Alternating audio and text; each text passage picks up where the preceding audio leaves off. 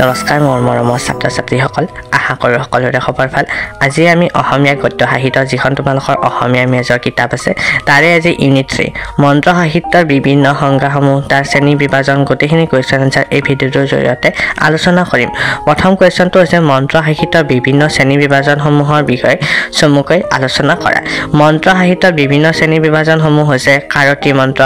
সাপৰ ধাৰণী ধৰা মন্ত্ৰ মোহিনী মন্ত্ৰ এইবিলাক মন্ত্ৰ বিষয় আছে শ্ৰেণী বিভাজনৰ উদাহৰণ কাৰতী মন্ত্ৰ এই মন্ত্ৰ কোনো বিশেষ কামৰ বাবে ব্যৱহাৰ কৰা হয় যেনে দ্ৰব্য কটা বা আন কোনোবা কাম কৰিবলৈ ব্যৱহাৰ কৰা হয় তাৰ পাছত সাপৰ ধৰণী ধৰা মন্ত্ৰ এই মন্ত্ৰবোৰ সাপে কামোৰা ব্যক্তিসকলক চিকিৎসাৰ বাবে ব্যৱহাৰ কৰা হয় প্ৰতিটো মন্ত্ৰৰে কিছুমান সকলোৰে এটা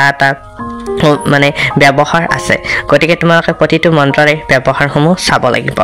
তাৰ পাছত আছে মোহিনী মন্ত্ৰ এই মন্ত্ৰ কোনো ব্যক্তিয়ে ব্যৱহৃত কৰিবৰ বাবে ব্যৱহাৰ কৰা হয় অৰ্থাৎ মোহ কৰিবৰ বাবে ব্যৱহাৰ কৰা হয় তোমালোকক মন্ত্ৰসমূহৰ বিষয়ে মই সুন্দৰভাৱে দি দিছোঁ যাতে তোমালোকৰ সুবিধা হয় আৰু ফাইনেল এক্সামত এই মন্ত্ৰ শ্ৰেণী বিভাজনৰ সম্পৰ্কে তোমালোকৰ ফাইনেল এক্সামত আহিব গতিকে তোমালোকে এই কুৱেশ্যনটো যাতে তোমালোকে মাছবি সকলে চাই থৈ দিয়া অসমীয়া গদ্য সাহিত্য যিটো মন্ত্ৰ সাহিত্য বুলি ইউনিট 3 আছে ইয়াৰ ওপৰত থকা সবিশেষ মই এই ভিডিঅ'টোৰ জৰিয়তে উপস্থাপন কৰিছোঁ এতিয়া আমি নেক্সট কুৱেশ্যনলৈ আমি আগবাঢ়ো মন্ত্ৰ সাহিত্যৰ বৈশিষ্ট্য অৰ্থাৎ মন্ত্ৰৰ বৈশিষ্ট্যসমূহ আছে আমি মন্ত্ৰৰ বৈশিষ্ট্যসমূহ চাম মন্ত্ৰৰ বৈশিষ্ট্য হৈছে মন্ত্ৰ তোমালোকে বহুতকেইটা ভাগত ভাগ কৰিব পাৰি মন্ত্ৰৰ লগত জড়িত প্ৰধান বৈশিষ্ট্যসমূহ সম্পৰ্কে চমুকৈ দিছোঁ তোমালোকে মন্ত্ৰ মানে কি তোমালোকে জানিব লাগিব ফাৰ্ষ্ট তোমালোকে ভক্তিমূলক যিবিলাক শব্দ বা ধ্বনি সৃষ্টি কৰি ধৰা হয় সেইবিলাক মন্ত্ৰ বুলি কোৱা হয় বৈশিষ্ট্যৰ প্ৰথমটো হৈছে গোপনীয়তা মন্ত্ৰৰ অন্যতম মুখ্য বৈশিষ্ট্য হৈছে ইয়াৰ গোপনীয়তা কেৱল গুৰুৰ পৰা শিষ্যই মন্ত্ৰ লাভ কৰে আৰু গুৰুৱে নিৰ্দেশনা অনুযায়ী ইয়াক প্ৰয়োগ কৰিব লাগে তাৰ পাছত তোমালোকৰ প্ৰতিটো মন্ত্ৰৰে সবিশেষ দিয়া আছে আৰু তাৰ প্ৰয়োগৰ বিষয়ে দিয়া আছে ইয়াত তোমালোকৰ লোকভাষাৰ প্ৰয়োগ অৰ্থাৎ অসমীয়া মন্ত্ৰ সাহিত্যৰ লোকভাষাৰ প্ৰয়োগৰ জৰিয়তে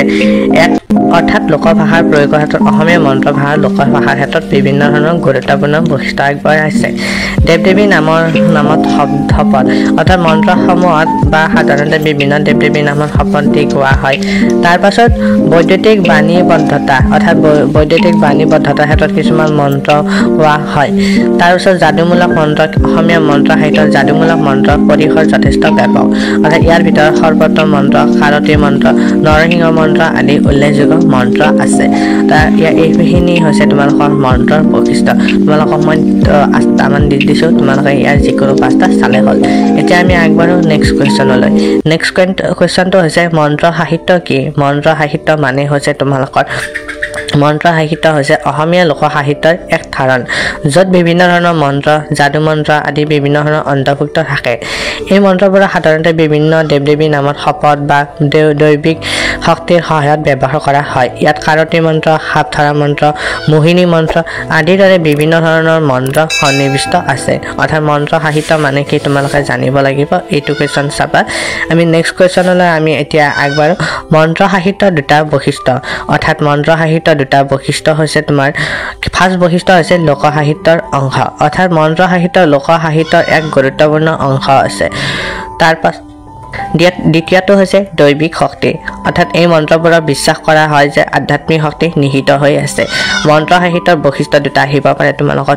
কুৱেশ্যন হিচাপত তোমালোকে এইটো কুৱেশ্যন ভালদৰে চাবা এতিয়া আমি আগবাঢ়ো নেক্সট কুৱেশ্যনলৈ নেক্সট কুৱেশ্যনটো হৈছে প্ৰাচীন অসমীয়া লিপিৰ দুটা উৎসৰ বিষয়ে লিখা প্ৰাচীন অসমীয়া লিপিৰ উৎস দুটা হ'ল তোমালোকৰ প্ৰথমটো উৎস হৈছে কামৰূপীয়া লিপি আৰু দ্বিতীয়টো উৎস হৈছে কুটিল লিপি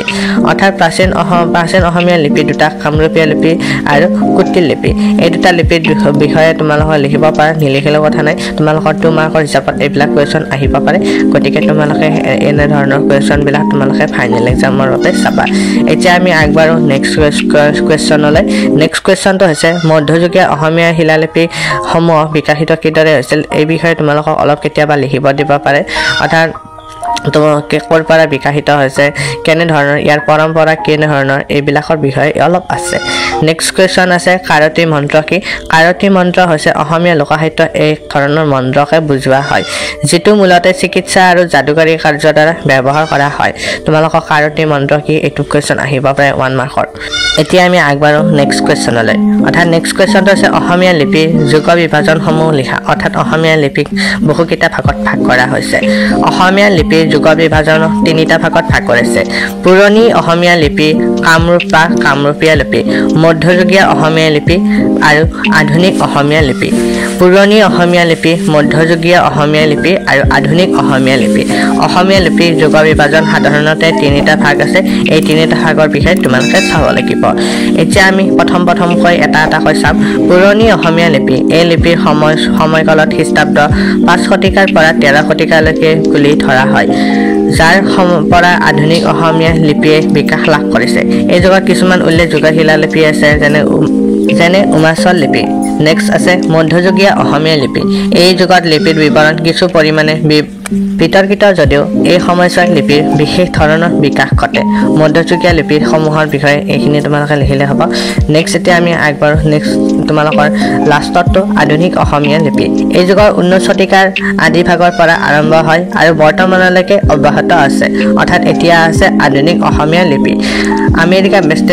আমেৰিকাৰ মিছনেৰীসকলে এই যুগৰ সম্পৰ্কে অনুনোদৰ নামৰ কাকতখনত প্ৰকাশ কৰিছিল। এতিয়া তোমালোকৰ গোটেইখিনি কুৱেশ্যন আলোচনা কৰিলোঁ। যদি তোমালোকৰ ইয়াৰ পিছত নেক্সট ভিডিঅ'লৈ প্লিজ